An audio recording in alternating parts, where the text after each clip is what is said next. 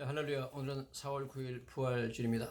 오늘 말씀은 고린도전서 15장 14절 15절. 오늘 말씀의 제목은 부활의 중요성입니다. 먼저 본문 말씀 보면 그리스도께서 만일 다시 살아나지 못하였으면 우리가 전파하는 것도 할 것이요 또 너희 믿음도 할 것이며 또 우리가 하나님의 거짓 증인으로 발견되리니 우리가 하나님이 그리스도를 다시 살리셨다고 증언하였습니다. 부활이 얼마나 중요하냐 하면 부활이 없다면 우리가 전파하는 것도 할 것이요 믿음도 할 것이고 우리는 거짓 증인이 된다, 이렇게 사도 바울이 말하고 있습니다. 여러 가지 면에서 부활은 중요한 중요성을 가지고 있습니다. 첫째, 부활은 하나님의 위대한 능력을 보여준 사건이다 할 수 있습니다. 구약 성경에서 하나님의 위대한 능력을 보여준 가장 큰 사건은 출애굽 사건이었습니다. 즉 출애굽 때 하나님께서 홍해바다를 가르고 이스라엘 200만 명을 애굽에서 바로의 폭정으로부터 구해내가지고 바다를 건너서 하나님 만나러 그 시내산으로 가는 여정에 참여하는 것을 우리가 성경을 통해서 보게 됩니다. 여러분, 이 출애굽이라는 것이 얼마나 위대한 사건인지, 얼마나 어마어마한 하나님의 기적인지 하는 것을 우리가 이해해야 됩니다. 먼저 홍해바다를 건넜다고 그러는데 홍해바다가 여러분 얼마나 깊고 얼마나 넓은지 아십니까? 홍해바다의 가장 깊은 곳은 한 3,000m가 됩니다. 깊이가. 그 다음에 홍해바다에서 가장 넓은 곳은 그 넓이만 30만 킬로미터가 됩니다. 그래서 홍해바다 중에서 어느 지역을 건넜는지 우리가 정확하게 아직 학계에서 결론이 나지 않았습니다만은 가장 홍해바다에서 낮은 곳이 한 깊이가 한 1000m 정도 됩니다. 자, 그렇다면 지금 이스라엘 백성들 200만 명하고 어린아이까지 양떼 소떼까지 해가지고 어마어마한 그런 사람들이, 그리고 동물들이, 먼저 여러분 상상을 해보세요. 바다에 물을 갈랐다 하지만 제일 얕은 곳이 1000m 깊이입니다. 1000m를 들어갔다가 밤새도록 걸어가지고 바다를 통과해서 바다 건너편으로 다시 1000m로 올라와야 돼요. 이게 여러분 어마어마한 겁니다. 여러분 산에, 여러분 등산해 보시면 알겠지만 1000m면 굉장히 높은 산입니다. 그 산을 내려갔다가 다시 올라와야 되거든요. 바다를 통과해야 되고 200만 명이 어린아이까지. 이게 보통 일이 아닙니다, 여러분. 바다가 갈라졌다는 것만 해도 중요한 거예요. 엄청난 일이지만 그런 일을 향하셨다는 것이 어마어마한 기적이죠. 제가 그 한국에서 군대 생활할 때 공군에서 리다키가 1월산에 경북 봉화군 1월산에 있어가지고 거기서 일했는데 그때 거기가 1000m 고지입니다. 남한에서는 군 기지 중에서 제일 높은 곳이 대성산하고 1월산이라고 들었어요. 그 1000m 고지면 1000. 그러니까 1000m 엄청 높은 곳입니다, 여러분. 자, 그뿐 아니라 바다가 갈라진 것도 어마어마한 사건이고 200만 명이 1000m를 내려갔다가 바다를 그 다음에 통과해가지고 다시 1000m 올라갔다는 것도 이것도 엄청난 사건이고 그 다음에 이스라엘 백성은 다 그 건너편 바다 언덕으로 올라왔고 애국 군대는 다 그 바다로 들어와가지고 따라 들어왔다가 하나님께서 모세에게 다시 손을 내밀어라, 손을 내밀었더니 물이 다시 합쳐져가지고 애국 군대가 성경 보니까 한 사람도 남지 않고 다 죽어버렸다. 총사령관을 포함해서 심지어 바로왕까지 다 죽어버렸다, 이렇게 성경이 말씀을 하고 있습니다. 이것은 정말 여러분 상상할 수 없고 인간이 꿈도 꾸지 못할 엄청난 기적이었고요. 구약 성경의 최대 기적이었고 이것은 하나님의 위대한 능력을 드러내고 하나님의 위대한 영광을 드러낸 어마어마한 사건이었습니다. 이건 엄청난 일이죠, 여러분. 어떻게 사람이 넘실거리는 바다 앞에서 바다가 갈라지고 바다를 통과할 그런 생각이나 하겠습니까? 서해 바다는 우리나라 가보면 서해 바다는 완만하게 이렇게 경사가 있어가지고 천천히 들어가서 뭐 갯벌도 많고 그렇지만 제가 동해 바다 속초 앞에 가봤더니 그 바다는요 조금만 들어가면 바로 절벽으로 내려가더라고요. 동해 바다는요 금방 수심이 깊어집니다. 아주 그래서 위험하죠. 자, 그런 바다가 지금 홍해 바다인데 와, 그 바다를 하나님께서 갈라가지고 양쪽에 그냥 바닷물이 벽처럼 쌓이게 만들고 그 사이를 건너게 하는 거 이것만 해도 우리는 상상도 못할, 꿈도 꾸지 못할 그런 일이며 정말 하나님만이 하실 수 있는 위대한 하나님의 영광을 드러내는 엄청난 하나님의 능력을 보여주는 사건이었습니다. 그래서 그 당시에 그 백성들이 홍해바다를 건넌 이후에 자기들 이제 건너서 건너편 홍해바다 해안가까지 해안에 왔는데 애굽 사람들이 거기 들어왔다가 다 애굽 병사들이 죽어가지고 시체가 떠밀려서 자기들 있는 곳까지 떠밀려오는 것을 보았습니다. 성경 보면 이렇게 나와 있습니다. 여호와께서 모세에게 이르시되 네 손을 바다 위로 내밀어 물이 애굽 사람들과 그들의 병거들과 마병들 위에 다시 흐르게 하라 하시니 모세가 곧 손을 바다 위로 내밀어 새벽이 되어 바다의 힘이 회복된지라 애굽 사람들이 물을 거슬려 도망하나 여호와께서 애굽 사람들을 바다 가운데 엎으시니 물이 다시 흘러 병거들과 기병들을 덮되 그들의 뒤를 따라 바다에 들어간 바로의 군대를 다 덮으니 하나도 남지 않았다. 다 죽었다는 거죠. 그러나 이스라엘 자손은 바다 가운데를 육지로 행하였고 물이 좌우의 벽이 되었더라. 와, 이거는 뭐 바다를 육지처럼 건넜고 좌우의 벽이 되었다. 이거 엄청난 일이죠. 그날의 여호와께서 이같이 이스라엘을 애굽 사람의 손에서 구원하심에 이스라엘이 바닷가에서 애굽 사람의 죽어 있는 것을 보았더라. 시체를 보았다는 거죠. 이스라엘이 여호와께서 애굽 사람들이 행하신 그 큰 능력을 보았으므로 백성이 여호와를 경외하며 여호와와 그의 종 모세를 믿었다. 큰 능력을 봤다는 거죠. 이 출애굽 사건은 하나님의 능력이 얼마나 참 상상을 초월하는지 하나님의 위대한 능력을 보여준 엄청난 사건이고 이걸 통해 하나님은 하나님의 위대한 영광을 보여준 줄로 믿습니다. 그 출애굽 사건 이후에 모세의 노래가 나오죠. 이때 모세가 이 노래로 여호와를 노래했다. 그 모세의 노래 보면 출애굽기 15장에 이렇게 나와 있습니다. 15장 6절에 여호와여 주의 오른손이 권능으로 영광을 나타내시니다. 여호와의 주의 오른손이 원수를 부수니다. 이것은 하나님의 위대한 역사, 하나님의 엄청난 능력으로 하나님의 영광을 드러낸 사건이라는 겁니다. 출애굽기 15장 11절에도 그 모세의 노래에 이런 말이 나옵니다. 여호와여 신중에 주와 같은 자가 누구니까? 주와 같이 거룩함으로 영광스러우며 찬송할 만한 위엄이 있으며 기이한 일을 행하는 자가 누굽니까? 이런 일을 행할 수 있는 분이 세상에 어디 있겠느냐. 바다를 갈라가지고 200만 명 백성을 갖다가 건너게 하고 따라오는 애국 군대는 모조리 몰살시키는 이런 능력을 가진 하나님이 도대체 어디 있겠느냐. 신중에 주와 같은 자가 누구니까? There's no one who is like Jehovah God. 여호와 하나님 같은 분은 세상에 없다.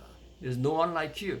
당신 같은 분은 없습니다. 하는 고백이 바로 여기 나오죠. 그러면서 거룩함에 영광스러우며 찬송할 만한 위엄을 보였다. 기한 일을 행했다. 이렇게 말씀하고 있습니다. 와. Who among the gods is like you? 신들 중에 당신 같은 분이 어디 있겠습니까? Lord, 주님. Who is like you? 누가 당신 같습니까? Majestic in holiness, 거룩함에서 majestic한 위엄이 있으며 awesome in glory, 영광에서 아주 두려운 분이고 그 다음에 working wonders, 기이한 일을 행하시는 분이다. 이런 의미에서 예수님의 부활이 제2의 그 출애굽이라고 성경은 말하고 있습니다.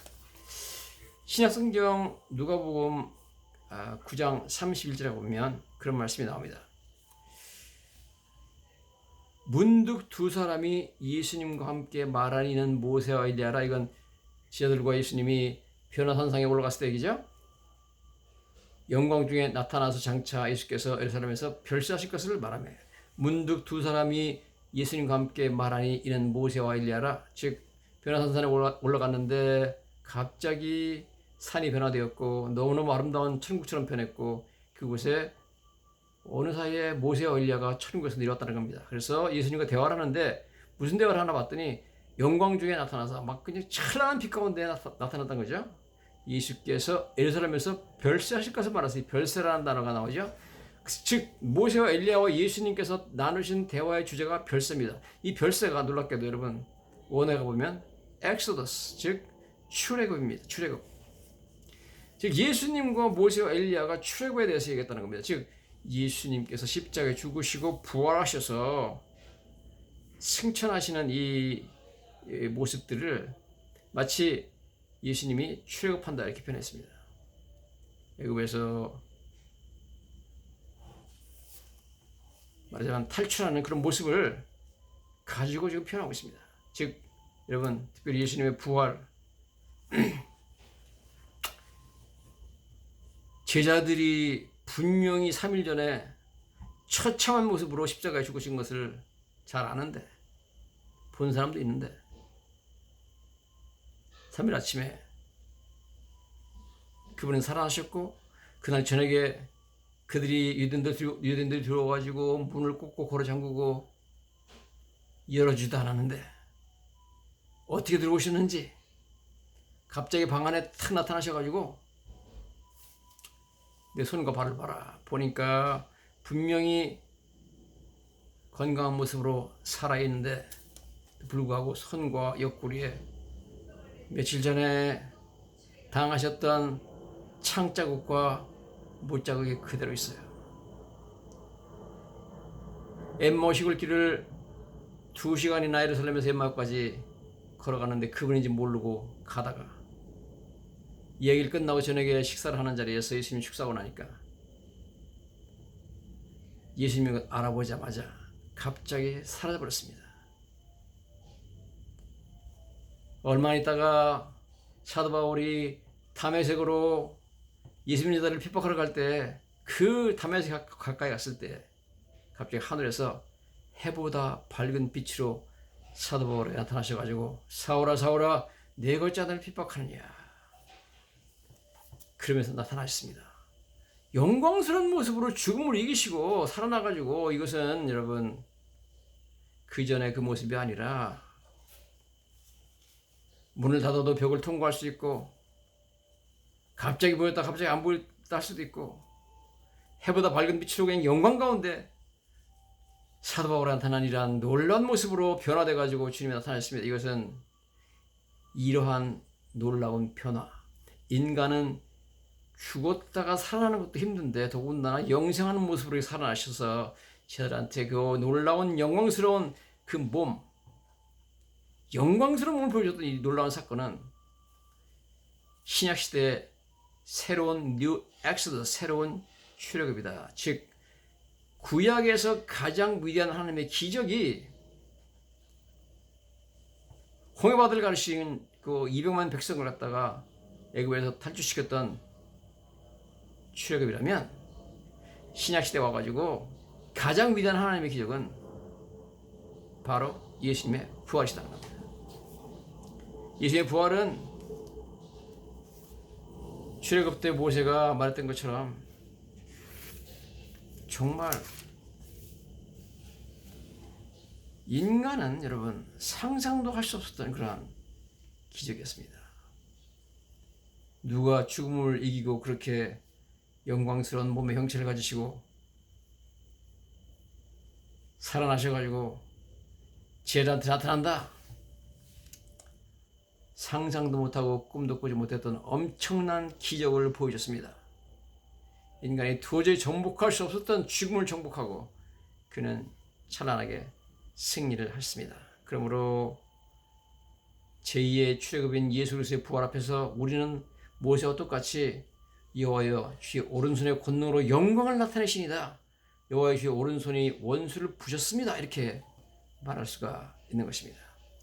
사망의 권세를 가지고 인류를 괴롭히던 그 사탄에게 대해서 예수님은 사망 권세를 깨뜨리고 부활하심으로 말미암아 마귀를 멸하셨고 히브리서 20장 14절의 말씀에 의하면 죽음의 세력 잡은 자고 마귀를 멸하셨고 요한복음 12장 31절에 보면 이 세상의 임금이 쫓겨나려 하면서 마귀를 쫓아내버린 사건이 바로 부활 사건이기 때문에 여러분 이 부활은 예수님께서 마귀의 일을 멸하신, 즉 창세기에 우리 가보면 그런 예언이 나오잖아요. 창세기 3장 15절에 여자의 후손은 네 머리를 상하게 할 것이고, 그러는데 사탄의 머리를 상하게 만드는 위대한 하나님의 승리를 이룬 제2의 위대한 출애굽이 바로 예수님의 부활이었고, 예수님의 부활로 말미암아 우리는 모세와 똑같이 여호와여 신중에 주와 같은 자가 누구니까, 주와 같이 거룩함으로 영광스러우며 찬송할 만한 위엄이 있으며 기이한 일을 행하는 자가 누굽니까 하고 찬송할 수밖에 없는 그러한 사건이 바로 예수님의 부활이다 하는 것입니다. 예수님의 부활은 신중에 주와 같은 이가 누구 있겠습니까? Who among the gods is like you, Lord? Who is like you? There is no one like you. 당신 같은 분 없습니다 하는 놀라운 고백을 우리가 하지 않을 수 없는 그러한 위대한 하나님의 영광을 드러낸 가장 위대한 신약에 하나님의 놀라운 큰 역사를 보여준 가장 큰 기적이 바로 부활이다 하는 것을 우리가 알 수가 있습니다. 두 번째, 여러분, 예수님의 부활이 어떤 의미에서 중요하냐? 예수님의 부활은 예수님께서 십자가상에서 우리를 대신하여 우리가 치러야 될 죄값을 치르시고 자신이 희생제물이 되어서 우리를 위한 속죄 제사를 드렸습니다. 자, 이 속죄 제사를 하나님께서 받으셨다 하는 증거가 바로 예수님의 부활이다 하는 것입니다. 그런 말씀은 히브리서 10장 12절에 나와 있어요. 오직 그리스도는 죄를 위하여 한 영원한 제사를 드리시고 하나님 우편에 앉으셨다. 그가 거룩하게 된 자들을 한 번의 제사로 영원히 온전케 하셨다. 이런 표현들이 히브리서에 나오고 있는 것을 우리가 보게 됩니다. 자, 예수님께서 히브리서 9장 12절에 보면 이렇게 나와 있습니다. 염소와 송아지의 피로 아니하고 오직 자기의 피로 영원한 속죄를 이루사 단번에 성소에 들어가셨다. 이렇게 표현하고 있는 것을 우리가 보게 됩니다. 자, 먼저 우리가 왜 예수님의 부활이 예수님의 제사를 하나님께서 받으셨다는 징표가 되는가 하는 것을 보기로 원합니다. 제사를 하나님께 드릴 때 사람들이 옛날에 제물을 갖다가 돌 위에나 이런 데 올려놓죠. 올려놓고 나서 이제 양이나 소를 죽여가지고 잘라가지고 올려놓고 그 위에 나무로 불을 만들어가지고 태우죠. 그렇게 이제 드리는 것이 제단에서 제사를 드리는 건데, 원래 제사는 하나님께서 받는 제사가 있고 안 받는 제사가 있습니다. 안 받는 제사는 제사가 아무 소용이 없는 거죠. 그래서 우리가 가인과 아벨의 제사를 볼 때 하나님께서 가인의 제사는 받지 아니하시고 아벨의 제사는 받았다 이렇게 나오잖아요. 도대체 그 당시에 아벨의 제사를 받았다는 것을 어떻게 알았고 가인의 제사는 안 받았다는 것을 어떻게 알았을까요? 성경에 자세히 나와 있지 않지만 학자들의 의견에 하면 가인과 아벨이 제물을 갖다가 반석에 올려놨을 때 아벨의 제물 위에는, 아벨은 양을 갖다가 죽여서 올려놨죠. 피를 흘려가지고 아벨의 제물 위에는 하나님께서 불을 내리시고 가인의 제물에는 불을 내리지 않았다. 불이 내려오는 것을 가지고 지금 이제 제사를 받느냐 안 받느냐는 것이 징표가 나오는 거죠. 그런데 그래서 여러분 보면 솔로몬이 처음에 성전 짓고 나서 제물을 다 번제단에 쌓아놨을 때 하늘에서 불이 내리잖아요. 제사를 받는다는 표시를 하나님께서 한 것이죠. 물론 그 이후에 또 그 전에도 그렇게도 안 하고 그냥 하나님의 백성들이 아브라함이 제단을 쌓고 이들 이삭을 아브라함이 바칠 때는 자기가 나무를 쌓아놓고 불을 지르잖아요. 그래가지고 거기서 그냥 아들을 제물로 태우는 거죠. 그런 식으로 이제 하나님께 제사를 드릴 수도 있는데, 놀라운 광경이 하나 나옵니다. 바로 이 하나님이 제사를 받으시는 것을 표현해주는 놀라운 이야기가 사사기에 나오고 있습니다. 사사기 13장에 가보면 삼손의 아버지 마노아가 하나님께 제사를 드리는 광경이 나옵니다. 그때 어떻게 하나님께서 제사를 받으셨는지에 대해서 성경은 놀라운 표현을 하고 있습니다. 이와 같이 사사기 13장을 한번 가보시도록 하겠습니다. 자, 사사기 13장에 가보시면 이제 삼손의 부모님 아들이 없어가지고 하나님께 아들을 달라고 기도하는 그런 상황이 있다는 것을 우리가 알게 됩니다. 그런데 소라 땅 단지파의 가족 중 마노아라는 이름이 하는 사자가 있더라. 그 아내가 임신하지 못하므로 출산하지 못했다. 그런데 여호와의 사자 천사가 그 여인에게 나타나서 그에게 이르시되 보라 내가 본래 임신하지 못함으로 출산하지 못하였으나 이제 임신하여 아들을 낳을 것이다. 그럽니다. 그래서 이 마노아의 아내가 놀라가지고 남편한테 가가지고 여보 하나님의 사람 천사가 나한테 왔는데 그 모습이 하나님의 사자의 용모 같았다.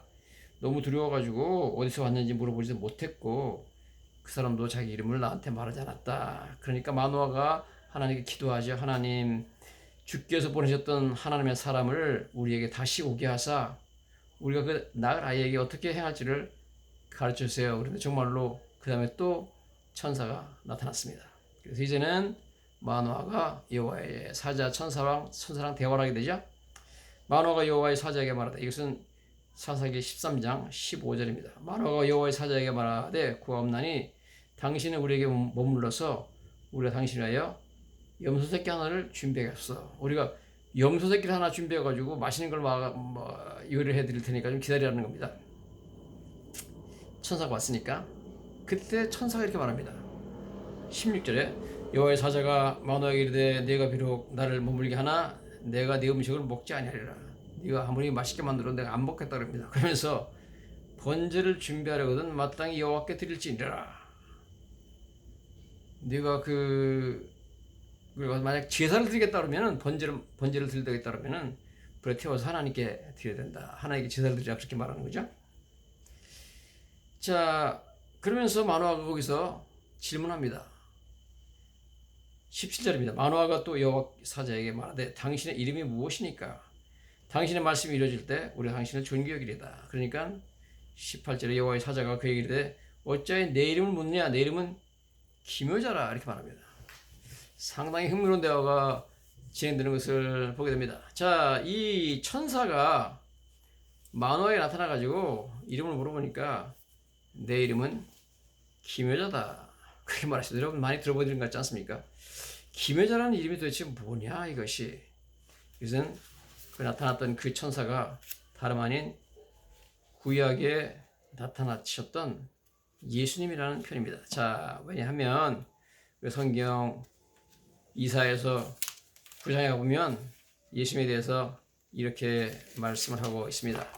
이사야서 9장 6절에 이는 한 아기가 우리에게 낳고 한 아들을 우리에게 주신 바 되었는데 그 어깨는 정사를 메었고 그 이름은 기묘자라. His name is wonderful. 예수님이죠.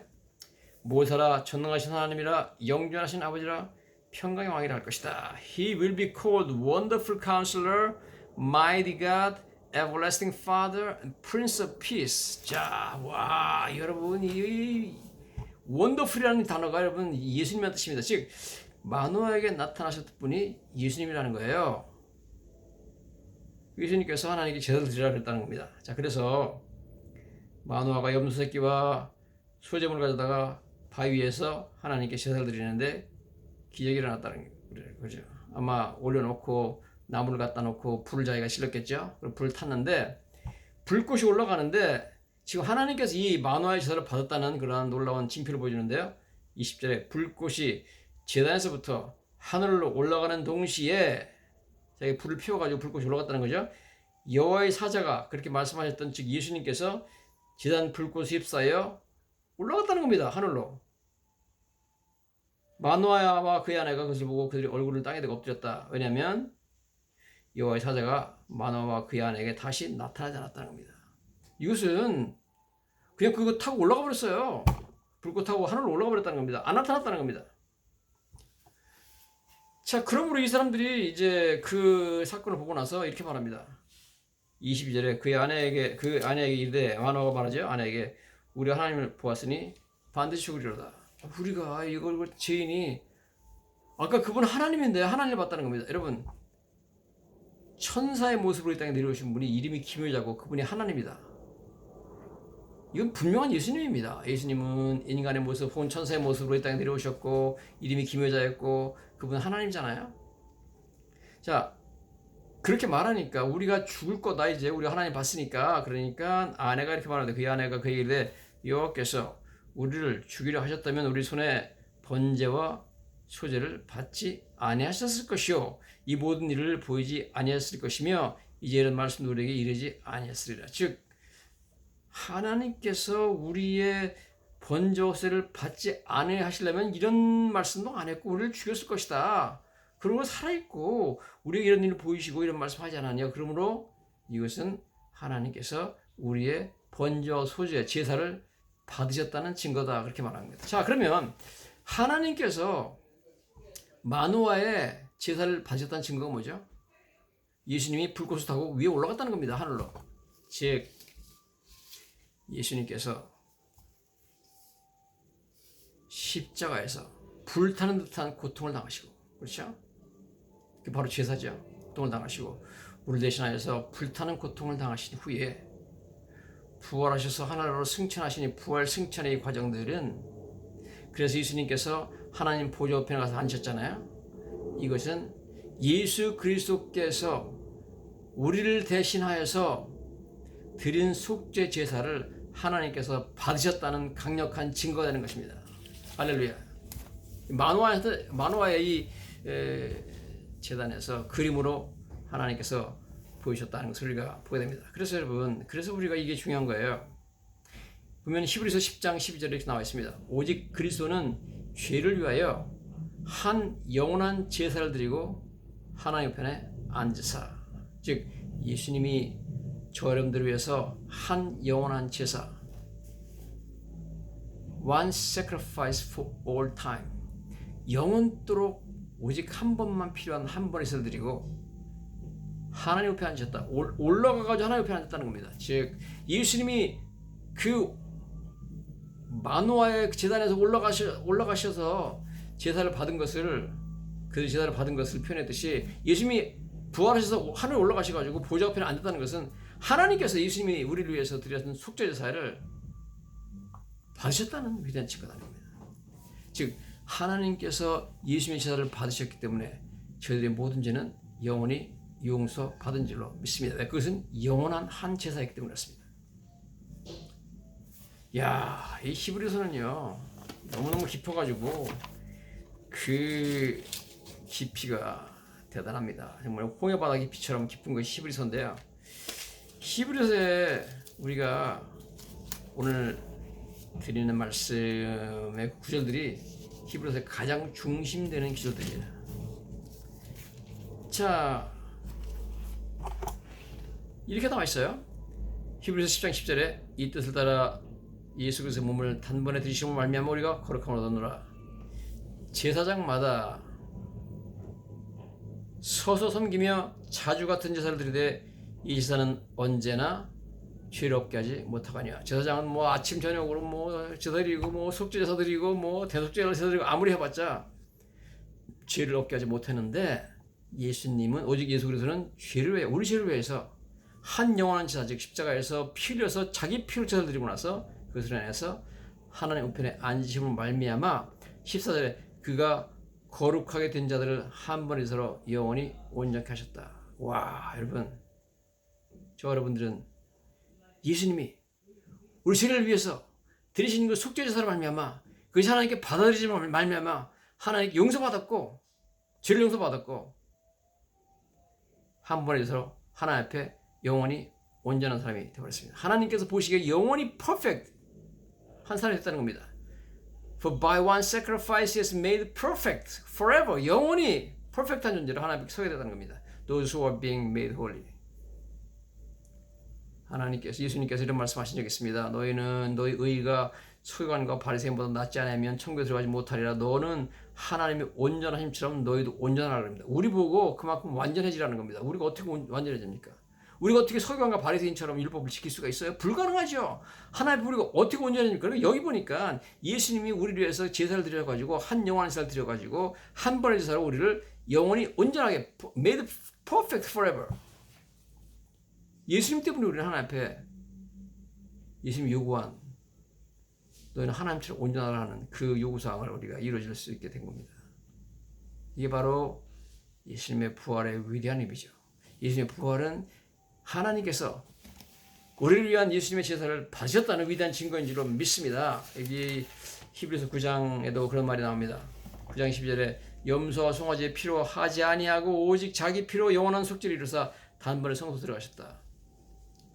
염소의 송아지 피 같은 피 가지고서는 진정한 속죄가 이루어지지 않지만 예수님이 염소의 송아지의 피와는 비교도 안 되는 그 보혈로 그 피로 우리를 위해서 제사를 드려주셨고 오직 자기 피로 제사를 드리고 영원한 속죄를 이뤘다.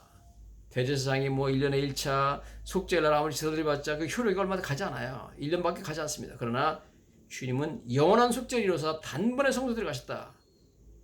대제사장이 지성소 들어가는 것처럼 들어간 것이 아니라 예수님께서는 그 제사를 마치시고 단번에 진짜 성소 하나님이 계신 천국으로 진정한 Holy of Holies 지성소로 들어가신 줄로 믿습니다. He did not enter by means of the blood of goats and calves. 염소나 송아지의 피로 들어간 것이 아니라 but entered the most holy place 지성소 들어가셨는데 once and for all 한 번으로 영원한 거죠. By his own blood 그의 피를 가지고 thus 그래서 obtaining eternal redemption 영원한 속죄를 우리에게 주셨다는 거죠. 우리는 예수님께서 부활하심을 말미암아 예수는 우리 범죄함 때문에 내어짐이 되고 로마서 5장 25절이죠. 우리를 의롭다 하기 위해서 살아나셨느니라 했습니다. 우리는 예수님께서 부활하심을 말미암아 하나님께 의롭다함 받게 되고요. 영원한 속죄를 얻게 됩니다. 영원한 우리 예수님께서 부활하심으로 말미암아 우리에게 영원한 속죄를 줬다고 말하죠. 염소의 송아지 필요 아니냐고 영원한 속죄를 위해서 단번에 성소 들어가셨다. 그게 예수님 부활이죠. 단번에 성소 즉 하늘나라로 올라가셔서 부활 신천하셔가지고 들어간 것이 바로 이런 위대한 의미를 갖고 있다 하는 것입니다. 오늘 두 가지 포인트 제가 말씀드렸습니다. 첫째는 예수님의 부활이 제2의 New Exodus다 하는 것이고요. 두 번째는 예수님의 부활은 하나님께서 예수님이 십자가에서 드리신 속죄제사를 받으셨다는 확실한 증거다 하는 말씀. 이것이 부활의 중요성입니다. 이 부활의 중요성을 의미하면서 이 부활의 계절에 다시 한번 주님의 위대한 희생, 우리에게 영원한 속죄를 주신, 우리를 영원히 온전하게 made perfect forever 엄청난 선을 다시 한번 묵상하며 감사하는 귀한 부활의 부활절이 되시기를 예수님 이름으로 간절히 축원합니다.